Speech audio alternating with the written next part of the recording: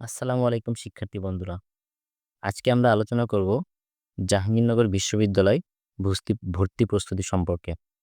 তো তোমরা জানো জাহাঙ্গীরনগর বিশ্ববিদ্যালয় হচ্ছে বাংলাদেশে অবস্থিত একমাত্র পূর্ণাঙ্গ আবাসিক পাবলিক বিশ্ববিদ্যালয়। তো প্রতি বছর অনেক পরীক্ষার্থী ভর্তি পরীক্ষা দিয়ে থাকে জাহাঙ্গীরনগর বিশ্ববিদ্যালয় এবং সেখান থেকে সামান্য কিছু স্টুডেন্ট ভর্তি হওয়ার সুযোগ পায় জাহাঙ্গীরনগর বিশ্ববিদ্যালয়ে। তো আজকে আমরা এই ভিডিওতে জাহাঙ্গীরনগর বিশ্ববিদ্যালয় ভর্তি প্রস্তুতির A to Z সম্পর্কে জানব। প্রথমে আমরা জেনে নিই জাহাঙ্গীরনগর বিশ্ববিদ্যালয়ে আমাদের আসন সংখ্যা কত আছে। আমাদের আসন সংখ্যা প্রায় 1800 মতো আছে, যেখানে এ ইউনিটে 426টি, বি ইউনিটে 326টি, সি ইউনিটে 482টি, ডি ইউনিটে 310টি, ই ইউনিটে 200 এবং আইবিএজেইউতে 50টা আসন রয়েছে। তো জাহাঙ্গীরনগর বিশ্ববিদ্যালয়ে যে আসন রয়েছে অর্থাৎ এ ইউনিটে যে 426টি আসন, এই আসনের 50% ছাত্র আর 50% ছাত্রীকে ভর্তি নেওয়া হয়।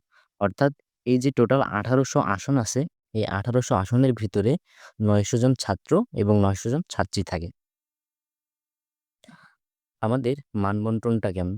প্রায় সকল ইউনিটের জন্য এমসিকিউ 40 মার্কের থাকে এবং জিপিএ থাকে 20 মার্কসের। এই জিপিএ হিসাবটা কিভাবে করা হয়?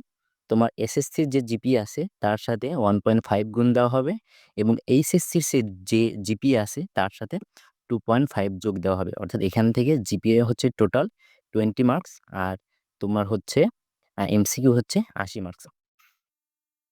এখানে আমাদের অবশ্যই অন্যান্য ইউনিভার্সিটির মতো নেগেটিভ মার্কিং আছে। আর নেগেটিভ মার্কিংটা হচ্ছে 0.20, অর্থাৎ তুমি যদি 5টা প্রশ্ন ভুল উত্তর দাও তাহলে তোমার 1 মার্ক কাটা যাবে। অর্থাৎ নেগেটিভ মার্ক হচ্ছে আমাদের এখানে 0.20। অন্যান্য ইউনিভার্সিটি যেমন ঢাবির কথা বলি বা গুচ্ছভুক্ত বিশ্ববিদ্যালয়ের কথা বলি, সেখানে কিন্তু নেগেটিভ মার্কটা 0.25, কিন্তু জাহাঙ্গীরনগরে হচ্ছে 0.20। এখানে আমাদের ক্যালকুলেটর ইউজ করা যাবে না। আমাদের এক্সাম সেন্টার কোথায়? এক্সাম সেন্টার অন ক্যাম্পাস অর্থাৎ জিইউ ক্যাম্পাসেই আমাদের এক্সাম হয়ে থাকে। তবে তোমাদের বেলায় হয়তোবা বিভাগীয় শহরে হতে পারে বা ঢাকাতে আরেকটা কেন্দ্র হতে পারে। তো সেটা আপডেট সার্কুলার দিলে বোঝা যাবে। তবে পূর্বে যে এক্সামগুলো হয়ে আসছে সেগুলো আমাদের ক্যাম্পাসেই হয়েছে। এবার আসি ইউনিট ভিত্তিক মান বন্টন। আমাদের এই ইউনিটের জন্য বাংলা, ইংরেজি 3 মার্ক করে থাকে, আইসিটি থাকে 8 মার্কের এবং ফিজিক্স, কেমিস্ট্রি, ম্যাথ থাকে 22 মার্ক করে। ওকে। বি ইউনিটের জন্য বাংলা, ইংলিশ আর ম্যাথ থাকে 20 মার্কের, জিকে থাকে 15 মার্কের এবং আইকিউ থাকে 5 মার্কের।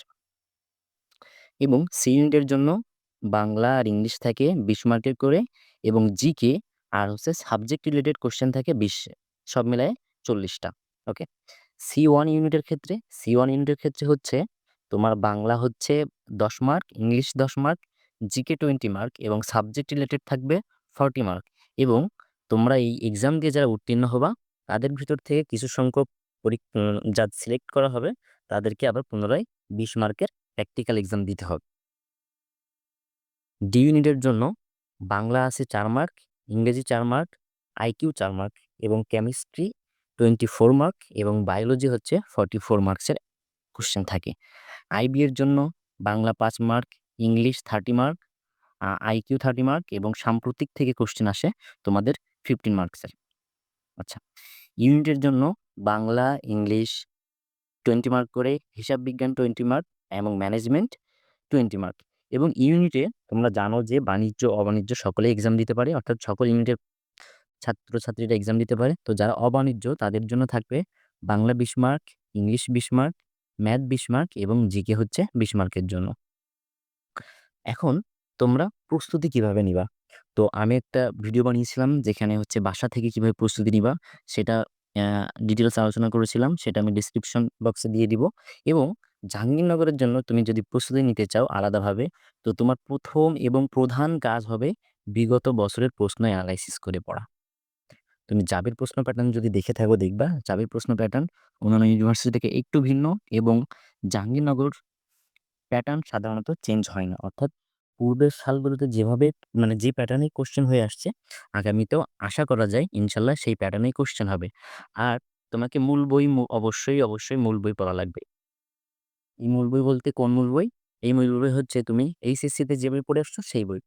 যেমন আমি যদি বায়োলজির জন্য বলি, তো বায়োলজির জন্য তোমাকে মাস্ট মূল বই পড়া লাগবে। কেমিস্ট্রির জন্য মূল বই পড়া লাগবে।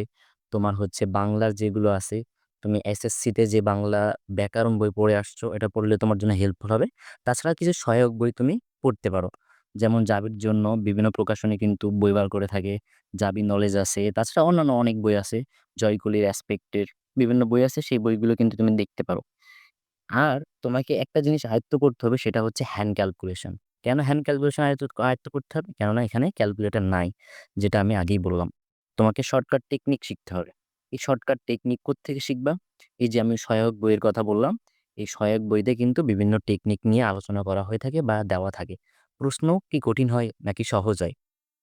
প্রশ্ন সহজ কঠিন যদি বলতে চাই, তো সাধারণত প্রশ্ন সহজই হয়, কিন্তু একটু টেকনিক্যালি হয়।